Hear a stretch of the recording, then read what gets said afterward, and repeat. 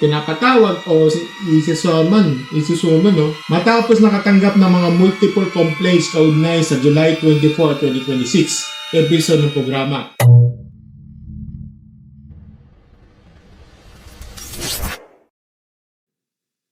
Okay, hello mga stories. Welcome back sa isa naman random reaction dito sa ating mga stories. Wala sa mga no? At ito na ang latest update. Ito yung sa issue ng Showtime, no? Ay sa sa Cinema Bravo, naglabas na ng opisyal na aksyon ng NTRCB. Well, ang sabi sa ulat, no, pinapatawag o isisuman, no, ang Movie and Television Review and Classification Board. Kumbaga sa LTO, meron show cause order. Parang ganun din. Kailangan ng show cause order. Kailangan pumunta siya sa lahat ng mga staff, sa mga producer o ng Showtime, no. Matapos nakatanggap ng mga multiple complaints kaugnay sa July 24, 2026 episode ng programa. Kung mga stories ko, for the context, meron akong reaction dito, no? Ilalagay ko na lang yan, no? Okay? So, base sa post, no, ang reklamo ay may kinalaman umano sa inappropriate scenes na sinasabing racially insensitive and colorist remarks na lumalabas sa nasabing episode. Okay? At saka yung tinuturo ko yung eksena nga, at saka yung meron man yung skit na laro-laro kids segment. Kasama yung pinuna ng concerned cities sa umano'y racist at colorist remarks ni Vice Ganda, pati na rin yung lugaw scene na kinasasangkutan ni Vice Ganda. Guys, naman tayo. Kung hindi yung icing cake incident, pati na rin yung racist colorist, diba? Pati yung lugaw scene. Well, ito, ayon sa nilabas ang notice, no, nakatanggap umano ng MTRCB ng maraming complaint letters mula sa concerned citizens. At may report din mula sa Monitoring and Inspection Unit or MIU ng kanilang ahensya. Okay? So, sa Notice of Appeal, pinapadalo ng GMA Network at ABS-CBN Corporation sa mga magitan ng kanilang mga authorized representatives o council, no, sa hearing ng NTRCB, hearing and adjudication committee. Ito magdatakda daw ng hearing ng NTRCB building sa July 29. So, as of recording, bukas na ito sa Wednesday, 10:30 ng umaga. Okay, binanggit din ng notice ng mga aligasyong ito ay nagbabangon ng tanong kung sumunod ba ang Showtime ng Section 3, ng Presidential Decree number 1986. Ito yung probisyon na pagbabawas sa pag-e-ere ng TV programs na labag sa mga batas, no? Good customs, public order, public morals, o yung itinuturing na objectionable, okay? Mahalaga rin tandaan ng mga bagong matapos ang July 25 ng episode na itong Showtime, na humingi siya ng public apology. Ito si Meme Vice Ganda tungkol sa mga biro yung ginawa niyong nakarang araw. Ngayon, ayon sa NTRCB, no, kung hindi sisipot ng mga respondents, tuturing na iyon ng waiver sa kanilang karampatang resenta ng ebidensya at magdesisyon ng board-based sa records na available sa kanila. Yan ang laman ng kanilang update dito. Okay. So mga stories, meron siyang ito yung papatunay sa inyo mga stories. Ito yung sa picture, no. Talagang naglabas sila ng parang order, no. Kumbaga parang talagang parang lettery, 'di ba? Immediate release, 'di ba? Yung ito galing sa NTRCB. Talagang seryoso na sila. Oh my goodness. Nako. Ngayon, mga stories, ito ang ko dito, no? Ito yung opinion ko dito. Una, huwag muna tayo maglokohan dito.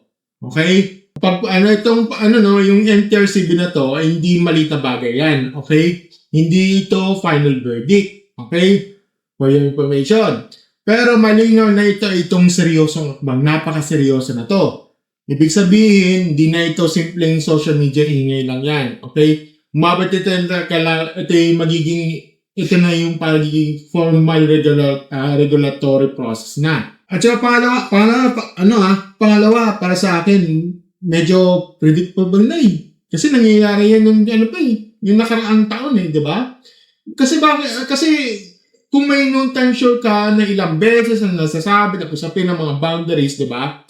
Public sensitivity, mga content standards, di ba? Darating talaga sa punto na hindi na sapat ang mga joke lang o yung na misinterpret lang, ganito, ganyan. Kaya pag paulit-ulit na lang, hindi na isolated, hindi na isolated yan eh. Ito yung isang pattern na yan, okay? At ito yung medyo ito yung tingin ko rito about sa pattern, no. Hindi lang ito tungkol sa isang joke, no. Well, matagal na yan, no. Since 2009, di na bago sa akin yan, di ba? Hindi lang tungkol sa isang eksena. Ito rin sa paulit-ulit na lang talaga tendency na itulak sa mga humor, sa point na medyo nagiging also offensive na eh. Tasteless, at saka medyo irresponsible na. Pangatlo, ito, medyo tama lang ito due process na ito. Katulad ng ginawa ng NTRCB. Tingnan natin yan ha. Hindi ibig sabihin na dahil pinatawag na NTRCB, automatic guilty agad ng ichotan o si Meme Vice, diba? Dapat dumadaan ito sa hearing. Dapat marinig yung pangalig yung mga producers, no? Dapat malinaw ang factual ang mga legal basis. Yan, kailangan kasi, ito yung this is what ito yung tamang proseso nito. Okay? Pero wag nating gamitin na ito sa about sa due process bilang excuse o bulag-bulag na lang tayo dito. Okay? Ang due process kasi, mga stores, para alamin yung mga facts, kailangan meron tayong pan dito. Okay? Hindi para magpanggap na walang nangyari. Kailangan meron tayong statement para dyan. Okay? Pangapat, may mga mabigat na issue ito, no? May mabigat na kasi issue ito kaysa sasabihin natin simpleng offended ng mga tao, sabihin natin gano'n. Kasi kung babasahin natin yung ulat, no? Dalawa ang concern dito. Una, yung racist, diba? O colorist remarks, diba? Pangalawa, yung lugaw scene, diba? Medyo sa akin kasi pare-pareng valid yung usapan dito eh. Ngayon, sa unang issue dito, malinaw na prinsipyo, malinaw prinsipyo ko dito. Kapag ang biro mo ay nakasandal sa kulang ng balat ng tao, luma na yan eh. Tamad ng humor yan. At saka mali na yan, okay? Hindi na dapat dinidebate ito kasi kung 2026 na at mayroon access sa mga tao na mas malaking usapan tungkol sa mga colorism at saka representation. Ngayon, about sa lugaw scene naman, kahit sabihin natin, alisin pa ang mga S-word, reading ng mga ibang tao dyan o ibang manonood, may problema pa rin tayo. Medyo cheap kasi. mga kasi cheap na, pilit at saka pang noon time na hindi pinag-isipan ng maayos. My goodness, tapos live pa. Yes, may usapin pa rin ng suitability. Dahil tanghali yan at mga bata manonood. Okay? Tapos rated PG pa yan. Ay, nako. Panglima. Ang public apology ni Vice, public apology ni Mayor Vice, hindi bilang first step yan. Pero hindi yung laban sa accountability. Okay? Yan ang dapat maintindihan ng mga fans at saka mga bashers, di ba? Kung fan ka dito, no, wag mong isipin dahil lang sorry na yan, no, diba? Tapos lahat ng mga bawal ng punay, medyo mali ka doon, okay? Sa mga bashers, kung sa mga bashers naman, okay? Kung basher ka naman dito, okay? Wag mo rin, ipanggap na walang saysay ang apology dito, okay? May halaga kasi dito yung pag-acknowledge yung pagkakamali. Naintindihan ko yun doon sa part na yun. Pero hindi yung katapusan ng usapan yan, okay? Ang tunay kasi ng tanong ngayon may pagbabago pa sa pagkatapos ng sorry. Okay? Kasi kung pareha sa, let's say, yung mga klase ng content na yan, pareha rin din style yung humor. At pareha pa rin yung mga pag-asset, yung mga shock value, diba? Then, PR move na agad. Apology para sa matang publiko, diba? Ngayon, ito panganib, no, para sa akin, dapat din tignan to bilang institutional issue. Well, hindi ito personal issue ni Vice, ha? Ito, pansinin nyo, Master, sa notice, no, papakita ko, papakita ko uli ko dito sa letter niya, no. Hindi lang isang tao tinutukoy dito. Pinatawag talaga mismo producers na. Okay? Hindi si Vice lang, ha? Pati producers na. Malamang si Ma'am Trina, ganito, ganyan, mga Gambo, ganyan. May mga, at yung mga kumpanya may responsibilidad ng paglabas ng show. Let's say si ABS-CBN, di ba? Ibig sabihin, hindi pwedeng iasa lahat sa improv lang kasi yan o nadala lang sa moment. Okay? Kasi may mga writer, katulad niyan, mga writers, may segment planning, may production heads, may standards team, may network responsibility, di ba? Responsibility. Di lang ABS, pati GMA Network na rin. Even All TV Ewan ko, sa All TV din O A2Z, something like that, diba? Kapag may sablay na lumabas sa ere, no, hindi lang kasalanan nasa harap ng camera.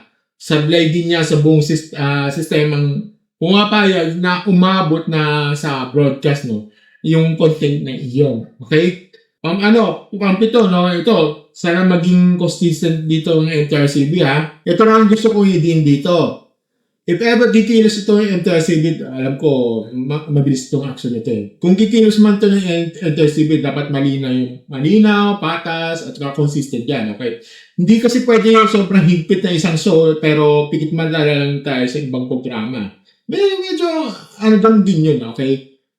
I think it's given yun, at saka mayroong kaparehong level na baboy, insulto, at saka problematic content. No? Okay? Kasi master, kapag selective yung regulation, mawawala ang moral credibility ang ngayon siya dito. Okay?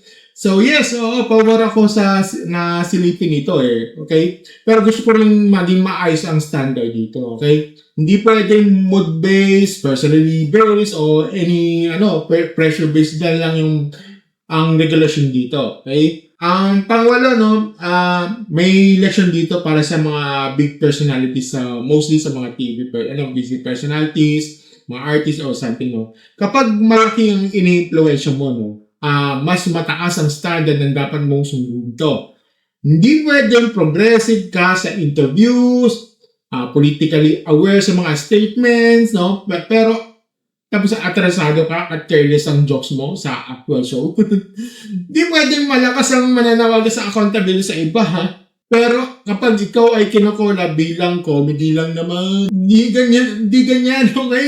Hindi ganyan ang prinsipyo. Ang prinsipyo kasi, mga stories, dapat pantay-pantay, okay? At panguli, mga stories, ito ang pinakadiretso ko masasabi ko dito. Mukhang kailangan mo itong seryoso i-review itong issue time na to, ng itong show na to, na klaseng humor na pilit nilang buhayin.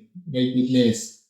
Kasi kung, ulit na lang yung mga, ginagawa nila, yung mga ganitong content, ng ganitong mga skit or something like that, diba? Well, may mahantong yan sa reklamo, apology, hearing, baka ang problema hindi na audience, baka ang problema yung pagod sa formula ninyo, diba? Kasi kapag pagod na yung formula, hindi na sagot ang magiging shock value dito. Well, ang sagot ko dito mas matalinong creativity dito, okay? Ang bottom line ko dito, mga stories, no? Ang pagsumo ng NTRCB, hindi pa hatol yan, okay? O yung information, hindi pa hatol. Pero malinaw, ito itong warning sign na ito, okay? Warning sign pa lang to, ha, masters. Warning sign. Get me wrong, ha. Simpleng online outrage lang yung nangyayari, okay? Wala pa tayong, di pa matong ng 12-day suspension o 14-day suspension, something like that, di ba? May formal concern na, no? May legal at regulatory angle na. At may tanong ngayon, hindi lang tungkol sa mga case, ganito na kundi tungkol sa broadcast responsibility. Okay? Dama yan sa broadcast. Okay? Ang para sa akin, masters, tama na lang na humarap ng Showtime sa hearing at ipaliwanag ang kanilang panig, no? Pero tama lang din na harapin nila na mas malalim na katotohanan. Hindi lahat ng biro pwede ipagtanggol, ha? hindi lahat ng biro, okay? Baka sabihin nyo, ang hirap niyang pasahin. Wait, sandali lang. Hindi nyo alam yung issue na yan. Okay? Di lahat ng viral magiging ay magandang publicly publicity. Kasi kung gusto nilang patunayan na natuto sila, hindi yun ang mapapatunayan ng statement lang, di ba? Mapatutunayan yan sa pagbabago ng content, sa pag-iwas ng lazy punchlines, saka mas responsable paghawak ng live committee. Kasi sa dulo, mga story, simple lang naman ito eh. Kasi if ever pa ulit-ulit na lang, sumasabi ng parang problema, hindi na accident yan. Medyo, ito yung sistema na yan. Okay? Sistema ang kailangan natin ayusin. Yun yan. So, kayo naman mga stories, ano ang gusto nyo itanong kasi dito, no? Sa tingin nyo, tama lang na ipatawag ng NTRCB ang isotan? O para sa inyo, sabat bang public apology ni Mayor Vice dito, no? O talaga sa tingin nyo, isolated incident ba ito o malinaw na pattern na mas klaseng humor ng issue niya? So, comment down below, no? At babasahin na lang natin yan sa dulo ng video. Okay? So, kung gusto nyo mga ganitong commentaries, stay to the point at real talk lang yan, walang paligoy-ligoy. Don't forget to like, share, subscribe sa ating channel, and click the notification button sa ating baba. At saka be part of the Castores membership plan for as low as 39 pesos a month. Okay? Early video press for the regular videos, di lang yun ng 10 pesos. Pati na 159 pesos for certified Castores at 399 pesos naman para sa mga diehard Castores dyan. As always, mga stores, thank you and have a great episode. Bye!